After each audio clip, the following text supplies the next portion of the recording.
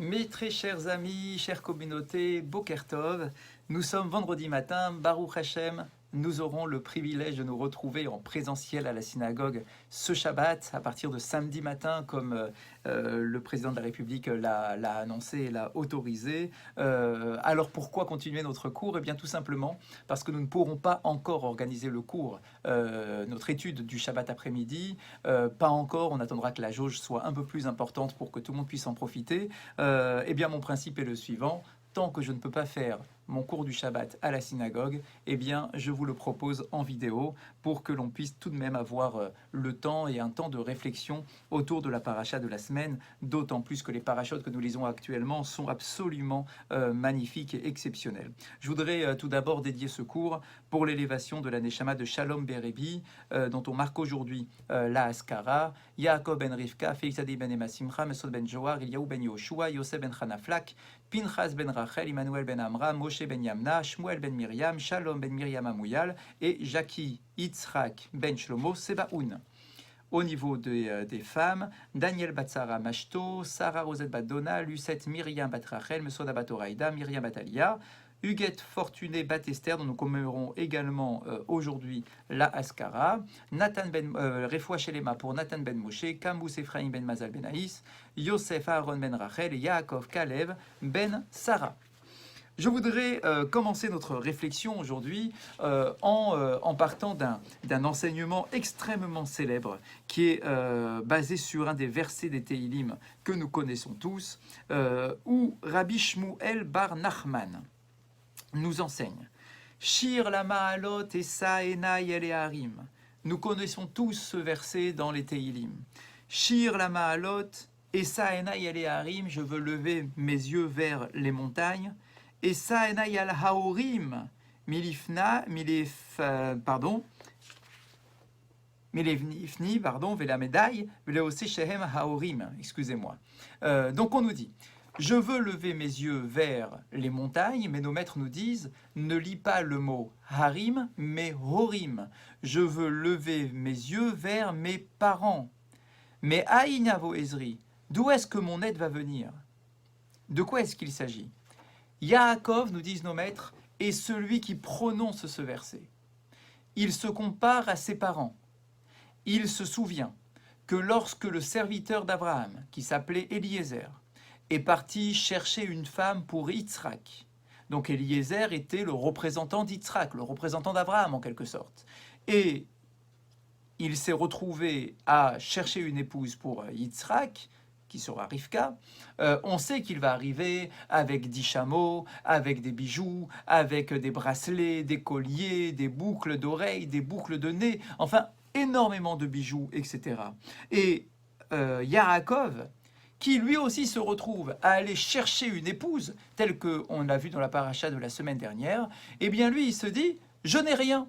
J'ai beau regarder dans mes poches, je n'ai pas un sou. Je n'ai pas de chameau, je n'ai pas de bétail, je n'ai pas d'or, d'argent, de bijoux, je n'ai absolument rien. Et donc, Yaakov se dit: est-ce que pour autant je dois perdre tout espoir? Mais Aïn Yavo Ezri, d'où viendra mon aide? Se dit-il. Et il répond immédiatement en se reprenant, en affirmant sa émouna: Ma'ani me'abet ikvati. Est-ce que je vais pour autant perdre mon espoir en mon Créateur? Enani me'abet ikvati. Pas du tout, je n'ai pas l'intention de perdre ma émouna. Mais, Ezri me'im Hashem, toute mon aide provient directement d'Akadosh Baruch Hu. Hineloyanu veloishan, Shomer Israël. Il ne dort pas, il ne sommeille pas, le gardien d'Israël. Hashem ishmorcha mikol ra. Et Hashem te gardera de tout mal. Mais Esav ou Mélavan, il va me sauver de Esav, mon frère, et de Lavan, mon futur beau-père, mon oncle. Eh bien, Yaakov est en train d'affirmer à nouveau son degré de Emouna. Et la question est la suivante. Inekichen er yale ala da'at, sheshalchu beirom ou vechoser kol belinezem. On nous pose la question: comment est-ce que l'on peut imaginer, concevoir que les parents de Yaakov lorsqu'ils lui ont demandé de quitter le milieu familial pour aller chercher une épouse et aussi pour sauver sa vie par rapport à la furie meurtrière de son frère Esav. On nous dit comment est-ce qu'on peut imaginer que Yitzhak et Rivka aient laissé partir Yaakov sans lui donner d'argent, sans lui donner effectivement des animaux, des bêtes, pour essayer effectivement de bien se faire voir par son oncle Lavan, pour espérer effectivement pouvoir se marier avec l'une de ses filles. Et on nous donne la réponse suivante. C'est les Baalei Tosfot qui nous l'expliquent. Eliezer, Eved, Avi, Abba, Ayu beyadav nezamim betzmidim. Donc on reprend. Eliezer, qui était le serviteur de mon grand-père, lorsqu'il est arrivé pour chercher son épouse, il est arrivé avec beaucoup d'or et d'argent. Mais moi, Yaakov, je n'ai plus rien. Pourquoi est-ce que Yaakov n'avait rien? Bien évidemment que ses parents lui avaient donné. Il lui avait donné énormément pour bien se faire voir par Lavan. Il savait ce qui impressionnait Lavan. Mais les fils Sheradaf Eliphaz ben Esav. On nous raconte l'histoire de Eliphaz. Qui est Eliphaz? C'est son propre neveu. C'est le fils de son frère jumeau, le fils d'Esav. Esav a envoyé son fils en lui disant « Je t'envoie, je te donne une mission. Tu vas courir derrière ton oncle Yaakov et je t'ordonne de le tuer, de le mettre à mort. » Ulfiche gadal Eliphaz becheko shel Yitzhak mashach yado. Amarlo ma'ese letzivui shel Abba. Amarlo Yaakov tol ma shebeyadi veheani chashuv kemet. L'enseignement, le Midrash nous dit, rapporté notamment par Rashi, on nous dit que Eliphaz arrive devant Yaakov, mais le problème c'est que il ne se voit pas tuer son oncle. C'est son oncle. Il a grandi avec lui. Et donc il lui dit, Yaakov, dis-moi ce que je peux faire. Mon père m'ordonne de te retirer ta vie. J'ai l'obligation de respecter mon père. Mais tu es mon oncle et je ne vois pas comment je pourrais t'assassiner. Et Yaakov lui répond, j'ai une solution, prends toute ma richesse, prends tous mes biens, tout mon argent, toutes mes bêtes, tout ce que m'avaient donné mes parents, prends tout, et nous avons un principe qui est développé par ailleurs dans la Gemara, qui nous dit « Ani chashuv kemet » qu'un pauvre est considéré comme un mort. Parce qu'il n'a aucune indépendance, il ne peut pas faire ce qu'il a envie. Quelqu'un qui est dénué de tout bien est considéré comme un mort. Il n'est pas mort physiquement, bien évidemment. On comprend le sens de cette expression. Parce qu'il n'a aucune indépendance, il n'a aucune liberté. Et c'est exactement ce qui va se passer. Eliphaz, le neveu de Yaakov, se retrouve donc à dévaliser son oncle, avec son autorisation, mais tout de même à retirer toute la fortune de son oncle pour respecter la vie de son oncle tout en respectant l'ordre donné par son père. On a un autre enseignement, celui des Baalei Tosfot, qui va dans le même sens, mais juste pour que l'on ait toutes les variantes de l'enseignement. Les Baalei Tosfot, dans le livre de Shemot, sur le passage où Amalek vient attaquer le peuple d'Israël. Vayavo Amalek. Amalek vient pour combattre le peuple d'Israël dans la ville de Rephidim. Le Baalei Tosfot rapporte, Nimtsa Midrash, on trouve un Midrash. Esav ishbia et Eliphaz beno larog et Yaakov. Comme on vient de le rapporter dans le Midrash, nous-mêmes, Eliphaz a reçu l'ordre de son père de tuer Yaakov. Pour plusieurs raisons, parce qu'il lui a, à ses yeux, dérobé son droit d'aînesse, et parce qu'il lui a également volé, à ses yeux toujours, les bénédictions de son père. Ve'amarlo beni bechori im ta'argehu tashuv lecha habechora. Et Esav va essayer de séduire Eliphaz. Il a bien vu que Eliphaz n'était pas prêt à le tuer. Peut-être que Eliphaz n'avait pas un tempérament non plus de criminel. Il lui dit, écoute, c'est pas simplement de mettre à mort ton oncle, mais comprends bien que si jamais tu arrives à tuer Yaakov, c'est toi qui vas récupérer le droit d'aînesse. Et donc c'est toi qui vas avoir le privilège de servir à Kadosh Baruch Hu. Et là, l'enseignement est un peu différent du premier que nous avons cité. Eliphaz a été demander conseil à sa mère. Et c'est sa mère, qui s'appelait Timna, c'est sa mère qui lui a demandé de ne pas tuer Yaakov, en lui disant « Béni, Yaakov Gibor Mimcha Yargecha » et lui dit « Mon fils, Yaakov est plus fort que toi, et il te tuera. » Ve'avicha aracha, im lo haya yere mimenu pen yargeu, ayachafetz leorgo miyado. Yoter me'al yedei acherim. Et sache, pour te prouver à quel point Yaakov est fort, c'est que sinon, ton père, Esav, aurait été le tuer lui-même. Mais pourquoi est-ce qu'il n'y va pas lui-même? Parce qu'il a peur de se faire battre par son frère Yaakov. Donc c'est trop facile, dit Timna à son fils. Ton père t'envoie parce qu'il a peur d'y aller lui-même. Donc ne le fais pas. Maasa Eliphaz, et c'est là qu'on retombe sur nos pieds, Eliphaz finalement, comment est-ce qu'il fait pour respecter d'un côté la parole de son père et d'un autre côté le conseil de sa mère? Eh bien effectivement, il a dévalisé toutes les richesses de Yaakov. Et là on rajoute, lorsque Esav a vu que son propre fils Eliphaz n'a pas respecté sa parole, halach la Amalek ben Eliphaz, il a été voir son petit-fils. Qui est le petit-fils de Esav? Le fils de Eliphaz. Le fils de Eliphaz s'appelle Amalek. Et donc, Esav va voir le fils, son petit-fils, en lui disant, écoute,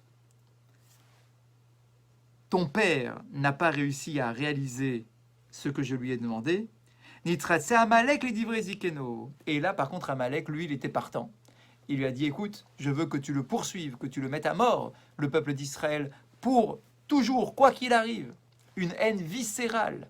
Et Amalek lui dit, d'accord, je suis OK, on y va. Et effectivement, c'est la fameuse dispute, guerre, combat éternel entre Amalek, fils de Esav, et Israël, descendant de Yaakov. Tout cela est extrêmement intéressant. Donc Yaakov se retrouve dénué de tout. Il n'a rien, pas d'argent, pas de fortune, lorsqu'il vient se présenter pour se marier. Et la question maintenant, lorsque l'on prend encore plus de recul, pourquoi fallait-il nécessairement, puisque vous savez qu'il n'y a pas de hasard, que tout est une volonté divine, pourquoi fallait-il nécessairement que Yaakov se retrouve dans cette situation de pauvreté extrême? Pourquoi? Pourquoi est-ce que Dieu a fait en sorte que Yaakov se retrouve sans rien? Et qu'il se retrouve complètement désemparé, désespéré, à tel point qu'il s'est posé la question, mais Aïn Yavo Ezri, d'où est-ce que va venir mon aide? Alors il va répondre, mon aide va venir de Dieu, mais pourquoi est-ce qu'il faut se retrouver dans cette situation de pauvreté extrême? Dès le début de son parcours, dès qu'il prend son indépendance, il se retrouve confronté à cette problématique. Et là, on nous donne une réponse qui est très intéressante. Nos maîtres nous disent, parce que la pauvreté permet à un homme de comprendre qu'il ne peut pas s'en sortir seul et qu'il a besoin en permanence de l'aide de Dieu à ses côtés pour qu'il puisse s'en sortir convenablement. Et que sans cette intervention divine, il n'arrivera jamais à rien. Il ne pourra pas s'appuyer sur sa propre richesse, sur sa propre fortune en disant « j'ai réussi grâce à mes propres biens, ce que j'ai fait dans ma vie, par mes efforts, etc. » Il fallait nécessairement que le point de départ du peuple d'Israël, puisque ici on est sur le 3e patriarche, donc la gestation du peuple d'Israël, il fallait dès le début que Yaakov prenne conscience de cette réponse qu'il trouve lui-même, Ezri Meim Hachem. Mon aide provient directement de Dieu. Et je ne me repose pas, je ne m'appuie pas sur ma fortune personnelle, sur mes biens, sur ma réussite. J'ai rien. Je suis là, j'ai tout derrière moi, ma famille, mes parents, mes fortunes, ma fortune. J'ai plus rien. Là maintenant, mon avenir est devant moi. Je vais construire mon avenir, mais il fallait absolument qu'il construise sur son avenir sur effectivement la seule émouna, le seul principe qui l'accompagnait, de se dire Dieu et uniquement lui pourra m'aider. Et nos maîtres nous disent que tant qu'un homme s'appuie sur d'autres sources de délivrance, il ne connaîtra jamais la véritable délivrance, celle que Dieu peut lui réserver. C'est tout de même incroyable, c'est un enseignement majeur, fondamental dans notre Emouna. Lorsque l'on prie, lorsque l'on demande quelque chose à Akadosh Baruch Hu, il faut qu'on prenne conscience qu'on n'a aucune autre solution que de nous en remettre à Akadosh Baruch Hu. Que ce n'est pas parce que j'ai un bon médecin, un bon banquier, un bon homme d'affaires, un bon comptable, etc., que finalement je m'en sors bien grâce à tout cela. Et puis aussi, j'ai aussi demandé à Dieu qu'il m'aide. Nos maîtres nous disent, la Emouna, c'est de s'en remettre exclusivement à Akadosh Baruch Hu dans notre état d'esprit. Attention, je précise tout de suite, nous avons une obligation de nous prendre en main. Nous avons une obligation d'aller voir le meilleur de nos médecins, le meilleur de mes banquiers, le meilleur de mes avocats, le meilleur de mes conseillers. Enfin, j'ai une obligation de prendre ma vie en main. Mais, au plus profond de moi-même, je dois prendre conscience que de toute façon, la délivrance, ma réussite, n'émane que de la volonté d'Akadosh Baruch Hu, qui passera nécessairement par la main de mon médecin, de mon banquier, de mon avocat, etc., etc. Mais, dans ma conception des choses, prendre conscience, Ezri Meim Hashem, que mon aide, que ma délivrance, que ma réussite ne peut émaner, ne peut apparaître qu'à partir d'une volonté divine, et uniquement cela. Et donc en fait on nous dit que Yaakov, au début de son parcours et de son indépendance, devait se retrouver sans un sou en poche pour bien prendre conscience que Ezri Meim Hashem, que la délivrance ne peut venir que d'Akadosh Baruch Hu. C'est là le premier degré de Emouna qu'il devait développer. Le Ktav Sofer nous explique la chose suivante. Il nous dit, de la même façon que Yaakov s'est retrouvé dans une pauvreté extrême au début de son parcours, de son arrivée chez Lavan, le même Yaakov va se retrouver dans une richesse extrême lorsqu'il va quitter Lavan. Le verset nous dit, Vaïfroz ha'ish me'od, que cet homme-là a explosé tellement il a réussi. Il s'est éclaté littéralement. Vaïhilotzon, rabot, ushfachot, va'abadim, ugmalim, vachamorim. Il avait des serviteurs, des servantes, du bétail, tout. Des chameaux, des ânes. Il avait tout. Et le Ktav Sofer de nous donner cet enseignement, Yeshne mine nisionot. Il existe dans la vie d'un individu deux catégories d'épreuves, deux sortes d'épreuves. Aleph, petit 1, Nisayon haoni, l'épreuve de la pauvreté. Chez Emirie Betsahar Beyagon, Beirom Ufroserkol. Quelle est l'épreuve de la pauvreté? Quel est le sens de cette épreuve? C'est que si on se retrouve sans rien et que l'on arrive à ne pas rejeter notre lien avec Dieu, à quand même avoir de la Emouna, et que malgré les difficultés, je reste attaché à mon Créateur, c'est effectivement une épreuve qui est particulièrement difficile à surmonter. Mais c'est une épreuve. Si j'arrive à maintenir ma Emouna malgré tout, j'aurai réussi l'épreuve de la pauvreté. Yaakov a été confronté à cette épreuve au début de son parcours. Et le Ktav Sofer de rajouter, bête, petit 2, Nisayon, il y a une deuxième épreuve qui est celle de la richesse. Chez Arom Levava Adam, vous allez dire, mais c'est pas une épreuve la richesse. La richesse, c'est de la joie, c'est de la réussite, c'est du bonheur. Ce n'est pas une épreuve. Et le Ktav Sofer écrit, pas du tout, c'est oui une épreuve. Parce que lorsque l'on est riche, on peut tomber dans l'orgueil. On peut se sentir au-dessus des autres. On peut être poussé à écraser les autres, à s'imposer par notre fortune apparente et par notre richesse apparente. Le Ktav Sofer nous dit, c'est aussi une épreuve. Parce qu'il n'y a rien de plus grave que l'orgueil. Lorsque le cœur d'un individu est plein d'orgueil, alors Dieu ne peut pas pénétrer dans son cœur. il ne peut pas avoir d'accès à son esprit et à son corps. Il ne peut pas résider avec un orgueilleux, nous disent nos enseignements. Et donc, la richesse est aussi une épreuve. Et le Ktav Sofer décrire, pour terminer, Yaakov Amad Bishte Nisyonot. Yaakov a été confronté aux deux épreuves. Tehila, Keshalach Me'avotav, Haya Be'erom Ufroserkol. Au début, effectivement, lorsqu'il a quitté ses parents, il s'est retrouvé face à l'épreuve de la pauvreté. Ou Mikol Makom, et malgré tout, il n'a rien lâché à sa Emouna. Il a dit Ezri Me'im Hashem, mon aide provient directement d'Akadosh Baruch Hu. Ça va aller, je vais me retrouver chez Lavan, mais ce n'est pas pour autant que je vais voler ce qu'il y a chez Lavan. Je ne vais pas prendre une aiguille de chez Lavan. Je vais travailler pendant des heures et des jours et des nuits. Je ne prendrai rien. Je suis confronté à l'épreuve de la pauvreté et pour autant, je ne casse pas mon lien avec Akadosh Baruch Hu. Ou Sheshav Ibet Lavan, et lorsqu'il quitte Lavan, nous dit le Ktav Sofer, Hayalo Osher, alors là, par contre, il est riche. Veasgam Ken Amad Alma Amado, et malgré tout, il est capable de surmonter cette épreuve. Il ne va pas tomber dans l'orgueil. C'est le même Yaakov qui vient avec son humilité et qui vient avec sa nature première. Le même Yaakov. Et de manière très intéressante, on peut relier cela au soleil. Rappelez-vous, lorsque Yaakov quitte ses parents, on nous dit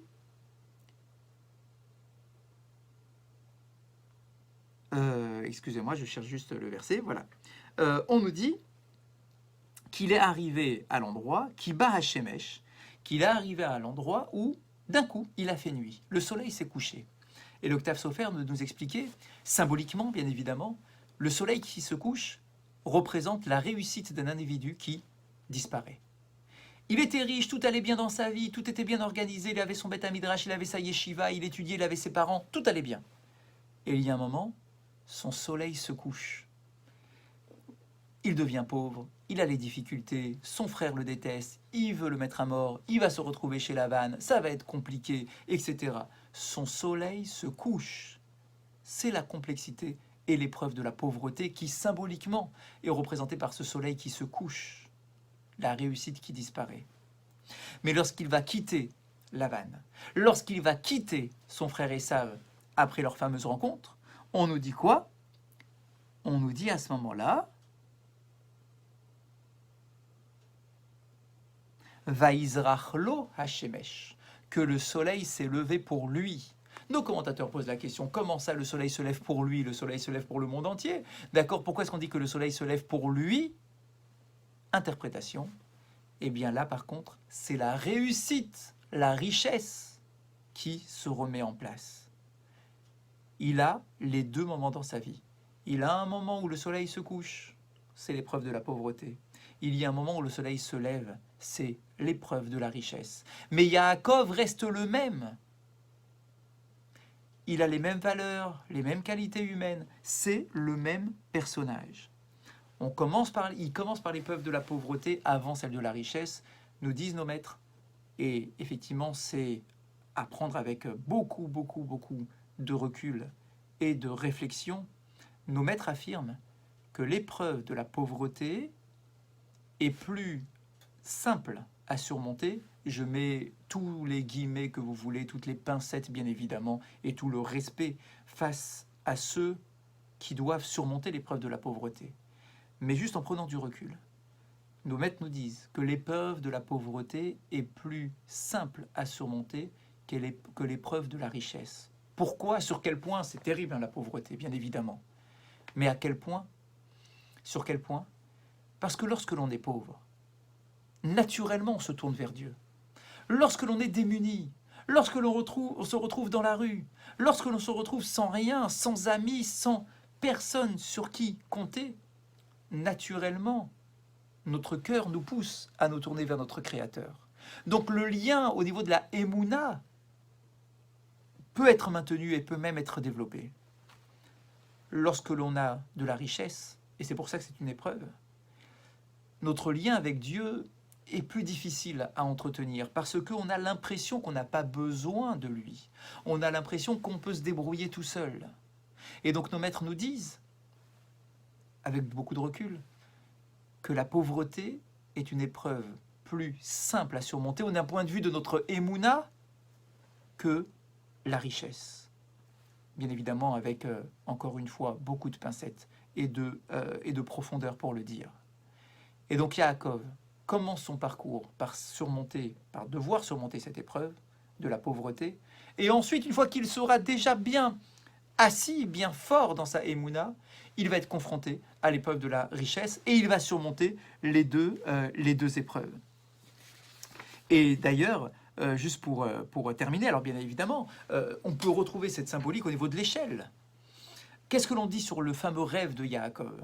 On nous dit qu'il rêve d'une échelle. L'échelle qui est posée sur le sol, dont les pieds reposent sur terre, et dont l'extrémité supérieure est dans le ciel. Eh bien, on nous dit que c'est exactement le niveau d'un être humain. C'est l'être humain qui est sur cette échelle. Il y a des moments où on est en bas de l'échelle, il y a des moments où on est en haut de l'échelle sociale, de l'échelle de la réussite, de toutes sortes d'échelles que l'on peut imaginer. Il y a des moments où on est en bas, des moments où on est en haut. Mais le tout est de ne pas perdre l'essentiel. Quel est l'essentiel sur cette échelle? C'est que Dieu se trouve en haut de l'échelle. C'est-à-dire que quelle que soit ma place à moi, que ça soit en bas ou en haut, mon lien avec Akadosh Baruch Hu ne doit pas être remis en cause. Ma émouna ne doit pas être affaiblie par ma richesse ou par ma pauvreté, mais créer un lien, quoi qu'il arrive. C'est un enseignement qui est bien évidemment majeur, vous l'aurez compris, et qui s'adresse à chacun d'entre nous. Ce n'est pas que Yaakov, tout cela, ce sont des enseignements pour nous. Quel que soit le moment, la pauvreté, la richesse, les échecs, la réussite, ne jamais détacher notre lien avec Akadosh Baruch Hu, au contraire, le développer, et que malgré la pauvreté, et que la pauvreté est également nécessaire pour prendre conscience qu'on ne peut rien faire sans l'aide d'Akadosh Baruch Hu, et quelque part, nous sommes tous en manque, nous sommes tous pauvres de quelque chose. Pauvres d'une réussite, pauvres d'un sentiment, pauvres d'une richesse, pauvres d'un bien-être particulier. Eh bien, ce sentiment-là est important aussi pour prendre conscience qu'on ne peut pas réussir, qu'on ne peut rien réussir sans l'intervention d'Akadosh Baruch Hu, et c'est aussi l'un des messages que l'on peut apprendre à travers cette paracha. Je vous souhaite de passer un très très bon Shabbat, et n'oubliez pas, ce Shabbat, nous aurons le privilège de retourner à la synagogue avec une jauge qui est très limitée, 30 personnes, ce n'est pas grand-chose, mais c'est déjà 30 fois plus de personnes que la semaine dernière où il ne pouvait y avoir personne à la synagogue. Bezrat Hashem, soyons patients, la jauge va augmenter très certainement, mais en tout cas, merci à Kadosh Baruch Hu de nous permettre de retourner à l'intérieur de nos synagogues et de prier à l'intérieur des murs de nos synagogues pour recréer et affirmer notre lien avec lui et avec nos prières. Shabbat Shalom à vous tous et à très bientôt.